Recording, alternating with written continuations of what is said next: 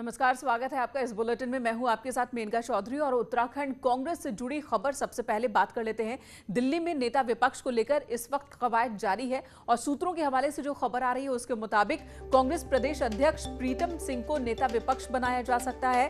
वहीं ब्राह्मण चेहरा गणेश गोदियाल जो पूर्व विधायक हैं उन्हें प्रीतम सिंह की जगह पर प्रदेश अध्यक्ष बनाया जा सकता है। ये बड़ी खबर आ रही है दिल्ली से उत्तराखंड कांग्रेस को लेकर। और हरीश रावत को इलेक्शन कैंपेन कमेटी का चेयरमैन बनाने की तैयारी है।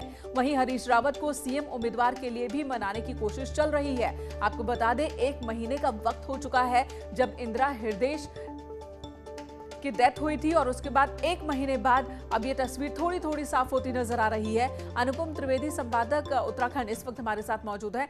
अनुपम, उत्तराखंड कांग्रेस को लेकर ये एक बड़ी खबर आ रही है, थोड़ी तस्वीर साफ होती दिख रही है।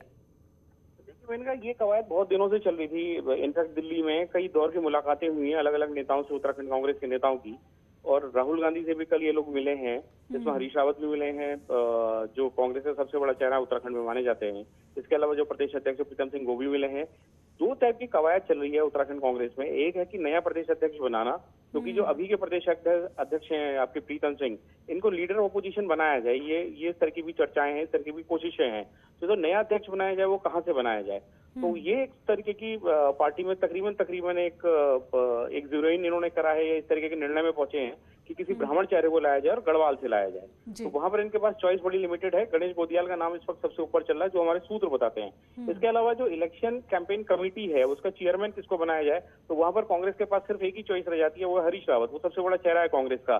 जाहिर तौर पर वही जो चेयरमैन होता है वो सबसे बड़ा चेहरा, जिसके चेहरे पे पार्टी चुनाव लड़ती है, तो उसको आगामी चुनाव के बाद अगर कोई पार्टी जीत जाती है तो उसकी ताजपोशी की तरफ भी देखा जाता है। तो इस तरीके की एक कवायद पार्टी में चली है, जो अलग अलग सूत्रों से हमारी जानकारी आ रही है। जी अनुपम जी बने रहे हमारे साथ। पवन गौड़ यहाँ दिल्ली से जुड़ चुके हैं और उनसे भी जान लेते हैं कि दिल्ली में क्या हो रहा है।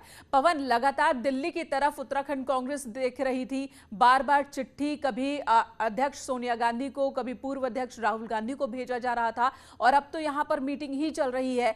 क्या हो रहा है इस वक्त, कौन कौन मीटिंग में मौजूद है और आपके पास क्या खबर? देखिए, आपको बताना चाहूंगा ये बैठकों का दौर ये लगातार चल रहा है। 28 जून से लेके सीएलपी नेता को लेकर एक बैठकों का दौर शुरू हुआ और उसमें कहीं ना कहीं ऐसी खबरें बाहर निकल के आई कि प्रीतम सिंह को प्रदेश अध्यक्ष से हटाकर सीएलपी नेता बनाया जा सकता है और सीएलपी प्रदेश अध्यक्ष किसी और ब्राह्मण चेहरे पर के साथ पार्टी जा सकती है।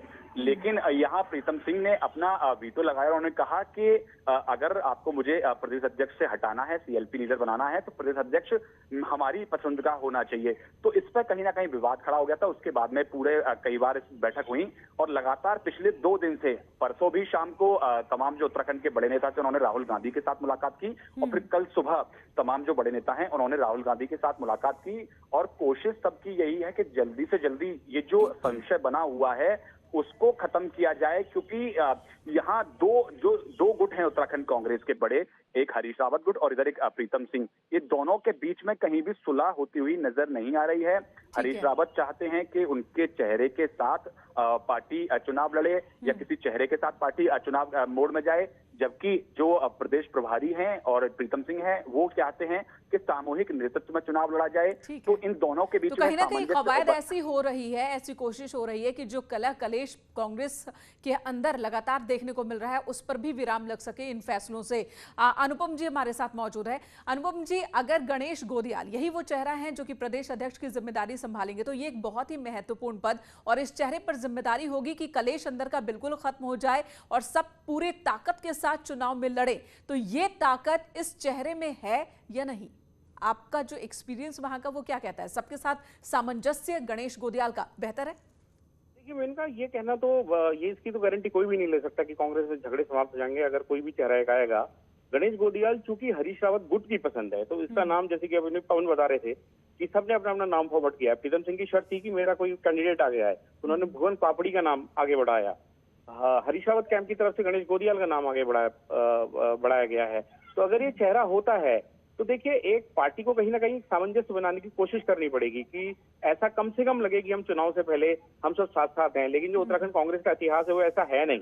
इनके यहाँ खुलेआम दरारें जो है वो साफ साफ दिखते रही हैं। और बिल्कुल अनुपम जी, गणेश गोदियाल ये वही पूर्व विधायक है जिन्होंने इंदिरा हृदय पर भी कटाक्ष किया था, तंज कसा था और कहा था कि वो पार्टी को कमजोर कर रही हैं बतौर नेता विपक्ष। देखिए बिल्कुल मेनका, जैसे आपने बिल्कुल ठीक कहा कि इस तरीके की बयानबाजी भी पहले हुई है और बयानबाजी अलग अलग नेताओं के और हर ग्रुप की तरफ से हर किसी के लिए हुई है, किसी ने किसी को नहीं छोड़ा है। लेकिन अब जैसे कि इनके पास, कांग्रेस के पास मौका बड़ा कम है, मतलब समय कम है चुनाव में जाने का और चेहरे बड़े लिमिटेड हैं, वो उनके पास चॉइस ज्यादा नहीं है, तो कहीं ना कहीं इन्हीं चेहरों में आपस में समन्वय वाकई पार्टी की कोशिश रहेगी कि आगे एक चुनाव लड़ा जाए। जी बिल्कुल, और अब देखना होगा कि कब तक आधिकारिक तौर पर इन नामों का ऐलान हो जाता है। धन्यवाद इस वक्त अनुपम जी हमसे बात करने के लिए। पवन, आपका भी बहुत बहुत शुक्रिया पूरी जानकारी देने के लिए। अगर कांग्रेस दिल्ली में मीटिंग कर रही है तो बीजेपी भी बार बार दिल्ली की तरफ देख रही है। सीएम पुष्कर धामी आज फिर दिल्ली दौरे पर और मुख्यमंत्री बनने के बाद पुष्कर सिंह धामी का ये दूसरा दिल्ली दौरा है। पिछले दौरे में सीएम ने पीएम मोदी समेत कई केंद्रीय मंत्रियों से मुलाकात की थी। इस बार सीएम कल कई केंद्रीय मंत्रियों से फिर मुलाकात करेंगे। तो दूसरी बार सीएम बनने के बाद पुष्कर सिंह धामी दिल्ली आए हैं और यहां पर कई केंद्रीय मंत्रियों से मुलाकात होनी है।